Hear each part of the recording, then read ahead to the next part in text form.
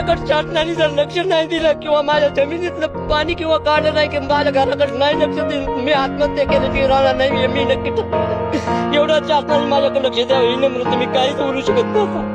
जनता पोषित आहे, बळीराजा पोषित आहे, पण शेतकऱ्याला जर मदत द्यायची झाली तर सरकार देत नाही. तुम्ही बाकीच्या क्षेत्रात पहा, बाकीच्या ठिकाणी नको त्या ठिकाणी कितीतरी निधी दिला जातो, त्याच्यात कोट्यावधी रुपयाचा भ्रष्टाचार केला जातो आणि शेतकऱ्यापाशीच फक्त हे सरकार जे आहे शेतकऱ्याला मात्र न्याय देत नाही.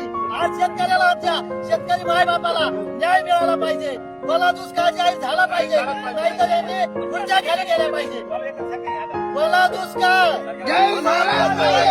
मला दुष्काळ.